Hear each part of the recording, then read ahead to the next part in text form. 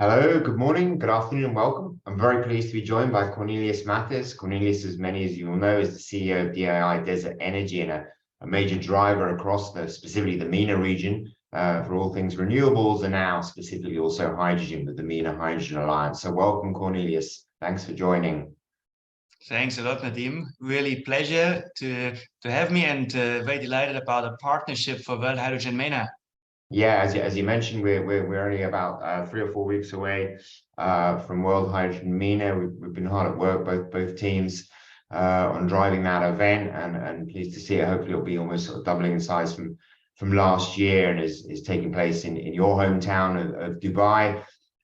So starting, I think, February the 27th with a site visits and workshops on the 28th, and then the main congress, I think, is 1st, 2nd March.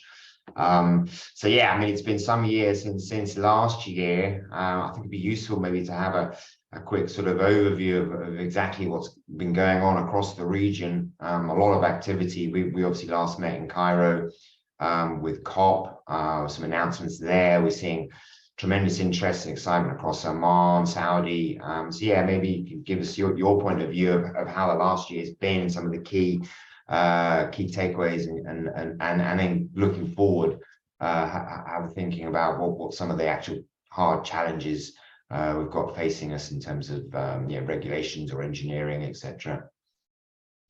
Yeah, well, 22 has been a truly exciting year.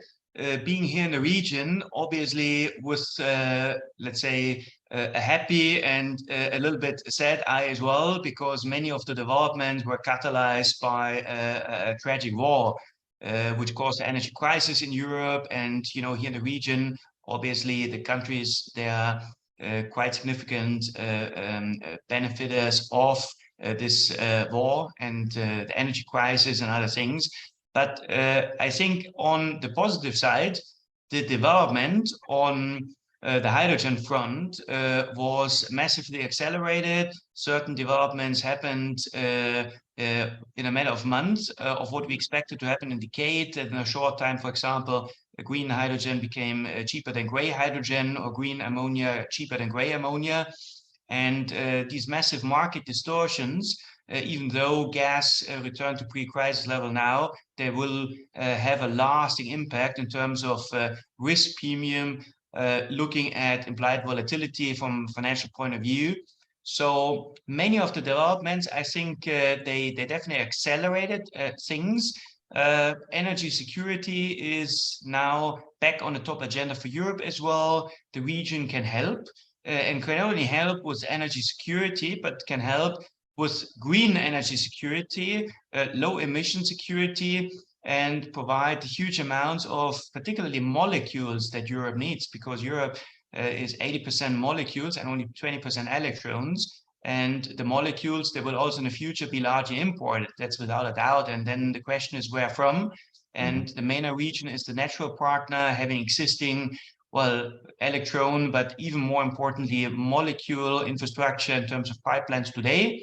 And there will be more in the future. And things we launched at our annual event in Cairo before COP and at COP27 is Eastern Mediterranean hydrogen ring. So that is now way well received actually by the German government. We launched this together with the National Hydrogen Council of the German government.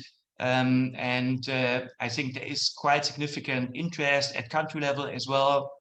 We see this in cooperations between Saudi and Germany, Saudi and even Greece, between other countries in Germany like UAE, and then Egypt, which was intensified in terms of cooperation as well. And so I think other major developments include Oman. So Oman in December, when we launched our new report for ASEAT on how the ports can become global hydrogen hubs, bunkering, trading, derivatives, and also create hydrogen value jobs and also local content. And we looked at the shipping part as well, on how green ammonia, green methanol will drive this.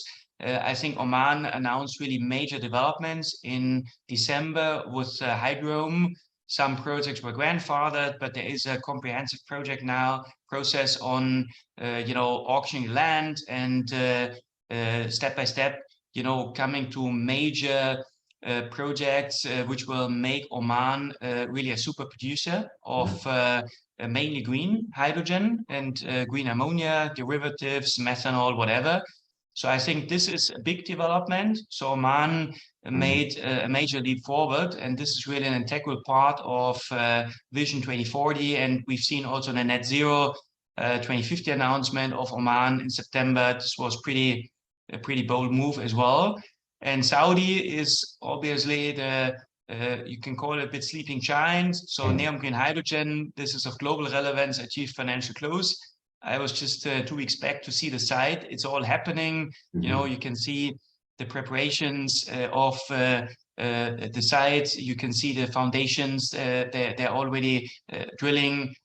So this is massive. This has global relevance, but there's a lot more happening in Saudi. I was on East Coast as well. So I think all of these developments and a lot of acceleration, and we have a few exciting topics for this year, to further accelerate the development. Yeah.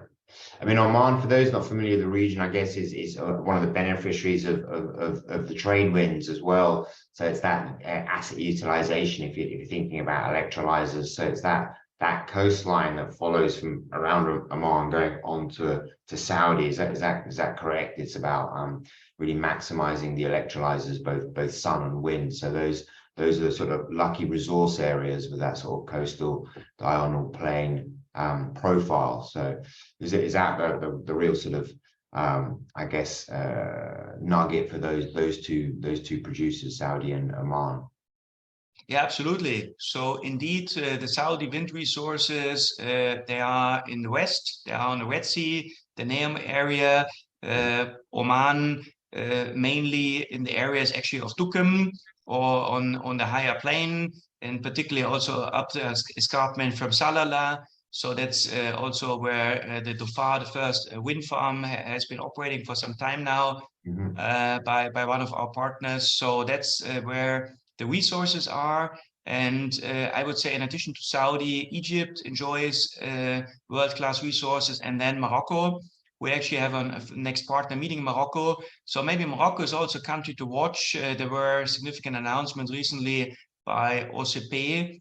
And, some of our partners, they're very active, and we're very happy that everyone will come to Morocco in 2 weeks' time to meet there. 2 ministers are confirmed. So I think that's pretty interesting as well. And I think also at World Hydrogen MENA, we will discuss, these developments there, and with a lot of fresh information from Morocco, a country where not so much, to be honest, has happened over the last 2 to 3 years. So good to see this accelerate. And Oman, maybe also the geographical position as an important point, where ships don't need to go through Strait of Hormuz. For example, ships also don't need to pay additional insurance premium, and with the intention to set up a bunkering hub there as well. And with an integrated strategy, I think that's a pretty important point. Yeah, that's a very valid point. I guess the Strait of Hormuz, for those I guess not familiar, is obviously a sort of key bottleneck. And I guess with the friends in Iran, there are often some political and geopolitical issues around that key sort of that key bit of marine shipping going through that very narrow place. I mean, in terms of, you mentioned Morocco and OCP, and you also mentioned obviously the volatility that we've seen in energy prices, and I guess you seeing that realization that actually this green value chain provides an opportunity for people like Morocco to actually capture more value, because they can produce ammonia in Morocco as opposed to have to import it, and they can therefore have a much better product in terms of, say, green fertilizers, and is that sort of a realization, particularly at high level government?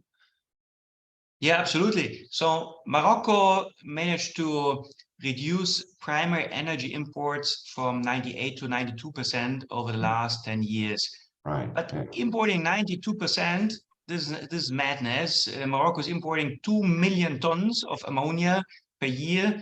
this is a huge cost, and for sure this is above the cost of green ammonia. So there is obviously things to be considered, that often there are long-term contracts, so you cannot, for contractual reasons, just immediately replace everything.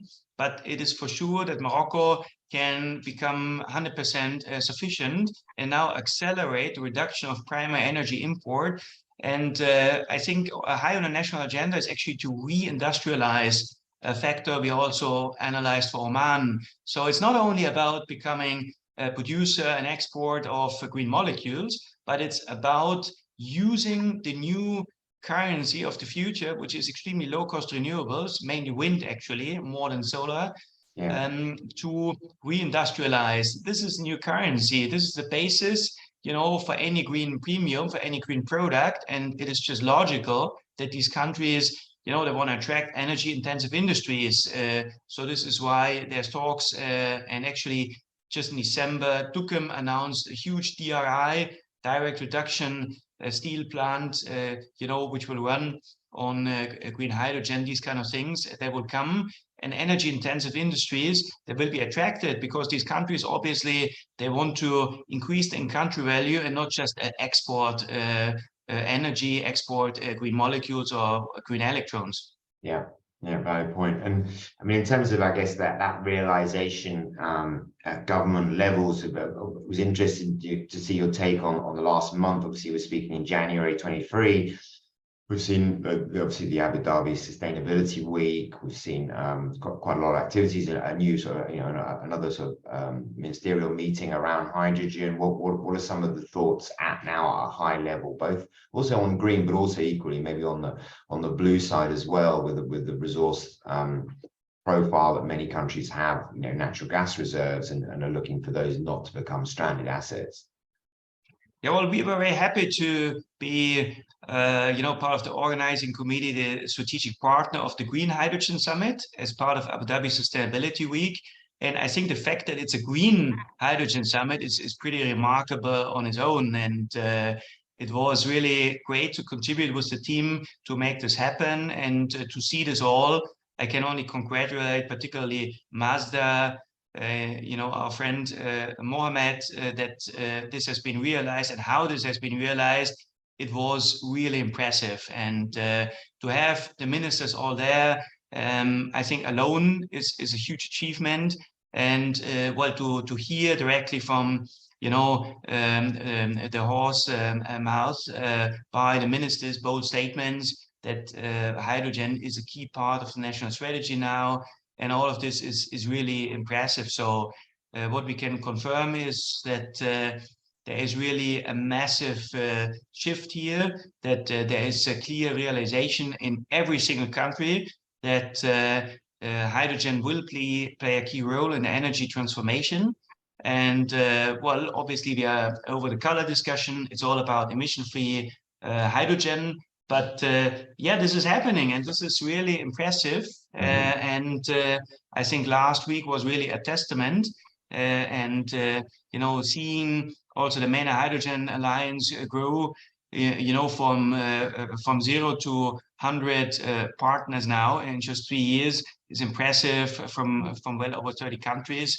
So we see all of these things, and I think, well, step by step, this has become a bold movement, and we are really coming now from targets to concrete regulation, from projects which are announced to concrete projects. So this is now actually the name of the game in 23, to come, and also part of COP, as Sultan Al Jaber said, we come from, you know, announcements to concrete, to tangible actions. That's the most important thing. Yeah. And just briefly around some of the key challenges. I mean, yeah, it's we've seen lots of projects announced, we've seen lots of paper, but you know, NEOM has finally achieved you know, financial investment decisions. There are some key challenges. This is a new industry. I guess there are key challenges still around some of the engineering, some of the actual you know, weak points in the value chain. What are some of your thoughts around, you know, looking forward, and how we can help drive the industry, you know, to accelerate and move forward? But there's going to be some challenges down the road, surely. Yeah, there are huge challenges, Nadim, and we've seen with NEOM Green Hydrogen, well, it took a bit of time until they achieved financial close, but I think, as I mentioned, this has really global, not only regional relevance. It's the largest project by far. It's a bold project without subsidies, without even a market, and Air Products is very brave in underwriting the entire offtake, and it's without any form of support of governments, whatever. So I think all of this and the fact that this is happening, that it's a project under construction, is really impressive. And actually, it can serve as a blueprint, as a test laboratory, because there have been huge exercises now in the background in terms of contractual structures, in terms of getting the banks comfortable to provide significant parts of debt for the project, because this is obviously a 5 billion US plus project. So it's a huge project, and it's an absolute landmark. And well, it's all about bankability. So, well, all of these processes, they help for sure to get faster towards financial close with the following projects, and also Aqua Power's Air Products. They have a similar size project in Oman under development. But now bankability, it always comes down to the same points. Offtaker, number one. So who will offtake? H2 Global in Germany, which is expanded to other European countries like the Netherlands, helps. But offtaker, and this is why we're working on this topic, to connect producers to offtakers and bring some of the key offtakers on our platform. But also the offtakers, they wait for the right regulatory environment. So the new version of the Delegated Act in Europe, when does it come out? Hopefully in the next few weeks. We're all waiting for it. Then infrastructure as well, and governments, they need to play a key role for infrastructure. What other developments here on quotas, for example, like for sustainable aviation fuel, which are implemented in Europe already for e-fuels here in the region? What about carbon pricing in the region? What about phasing out fossil fuel subsidies? I think these are all the key questions here. And on the road to COP28 now, I think governments, they really need to, show that they have an intention and show tangible steps in working on these points. Yeah. I mean, as you point out, a big year ahead for the region with it ending with COP28 in Abu Dhabi. But yeah, even mentioning, eradicating fossil fuel subsidies in the region is, it's going to be interesting to see how the pressure builds up and how we can, accelerate the energy transition. But certainly that'll be a major step when we get there. Yeah, and let me just look at Egypt as well. So there have been many agreements, timelines to phase out fossil fuel subsidy in Egypt. Actually, by 2019, I followed all of this. We've been working in Egypt since 2010. Now Egypt suffers quite a macroeconomic crisis. Look at the currency, and unfortunately, part of the structural flaws. Part of the things that Egypt should have completed is phasing out fossil fuel subsidies. And we are still there. Look at the price of petrol, of energy in Egypt. So long ago, this should have been completed. And unfortunately, it's not really helping any of the transition. So all the poor people that cannot afford, of course, should have been compensated. But the fossil fuel subsidies, they only help the rich. They're the most unfair thing from a social point of view. So any fossil fuel subsidy in the country here, to maintain credibilities, they should be phased out as fast as possible. Because how can you talk about net zero 2050, and at the same time still encourage the waste of energy, which is effectively what fossil fuel subsidies do? So I think this is a very important point now, and we need to really accelerate the development. And also, again, a blueprint can be the UAE, because the UAE phased out fossil fuel subsidies long ago. And other countries partly followed, but the process is only half complete. So this is really one of the key points where, countries, they need to walk the talk. Yeah, excellent. Thanks a lot, Cornelius. It's been fascinating to chat to you. Some great points raised, and we look forward to meeting again in a few weeks' time, and at the end of the month in sort of February the 27th and 1st, 2nd of March in Dubai. So take care and keep driving the industry forward. Super. Yeah, thanks a lot, Nadim. We're looking forward to seeing you very soon.